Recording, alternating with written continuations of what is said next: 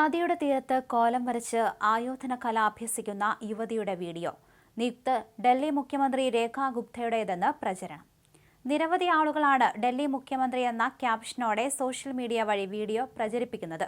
ഭാരതത്തിന്റെ ഝാൻസി റാണി, ഭാരതാംബയുടെ വീരപുത്രി എന്നൊക്കെയുള്ള ക്യാപ്ഷനിലൂടെയാണ് പ്രചരിക്കുന്നത്. നിലവിൽ ഏതാനും സെക്കൻഡുകൾ ദൈർഘ്യമുള്ള ആ വീഡിയോയിൽ അഭിനയിച്ചിരിക്കുന്നത് ആരാണ്? ഡൽഹി മുഖ്യമന്ത്രിയായ രേഖാ ഗുപ്ത RSS പ്രവർത്തനത്തിലൂടെയാണ് രാഷ്ട്രീയത്തിലെത്തിയത്. പിന്നീട് ABVP വഴി സജീവ രാഷ്ട്രീയത്തിലിറങ്ങി. ഫെബ്രുവരി 20-ന് ഷാലിമാർ ബാഗിൽ നിന്നുള്ള കന്നി MLA രേഖാ ഗുപ്ത ഡൽഹി മുഖ്യമന്ത്രിയായി സത്യപ്രതിജ്ഞ ചെയ്തു. ആയോധന കലകൾ പരിശീലിപ്പിക്കുന്ന സംഘടനയാണ് RSS എന്ന പ്രചരണം ഉള്ളതിനാൽ വാളും പരിചയമേന്തി വടികറക്കി പരിശീലനം നടത്തുന്ന യുവതിയുടെ ദൃശ്യങ്ങൾ മുഖ്യമന്ത്രി എന്ന നിലയിൽ സോഷ്യൽ മീഡിയ വഴി അതിവേഗം പ്രചരിക്കുകയാണ്. എന്നാൽ ഈ പ്രചരണത്തിലൂടെ കോളടിച്ചിരിക്കുന്നത് പായൽ ജാദവ് എന്ന മറാത്തി നടിക്കാണ്.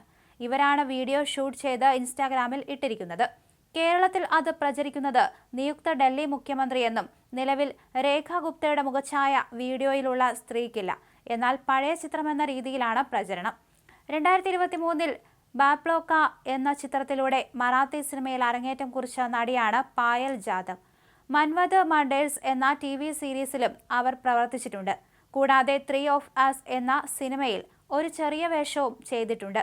ഫെബ്രുവരി 19-ലെ പോസ്റ്റിൽ മറാത്ത ഭരണാധികാരി ഛത്രപതി ശിവജിക്കുള്ള ആദരാഞ്ജലിയായിട്ടാണ് ആ വീഡിയോ ചിത്രീകരിച്ചിരിക്കുന്നത്.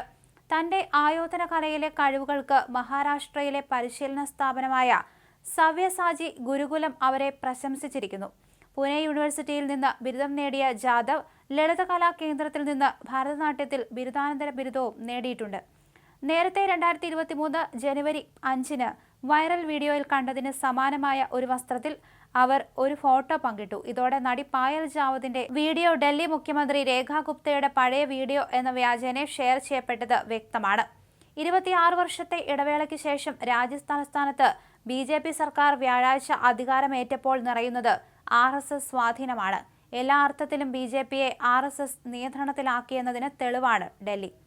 ഡൽഹിയിലെ BJPയുടെ രണ്ടാമത്തെ വനിതാ മുഖ്യമന്ത്രിയാണ് രേഖാ ഗുപ്ത.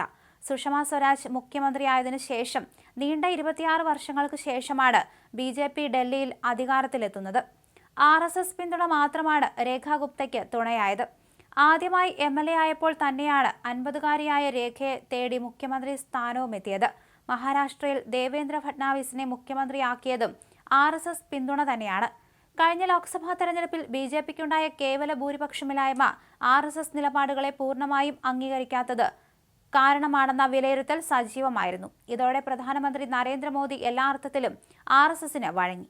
കേന്ദ്ര ആഭ്യന്തരമന്ത്രി അമിത് ഷാ നാഗ്പൂരുമായി കൂടുതൽ അടുത്തു. ഇതോടെ RSS തെരഞ്ഞെടുപ്പ് സംഘടനാ പ്രവർത്തനം ചടുലമുള്ളതാക്കി. ഇതിന്റെ ജയമാണ് ആം ആദ്മിക്കെതിരായ BJPയുടെ ഡൽഹി തേരോട്ടം.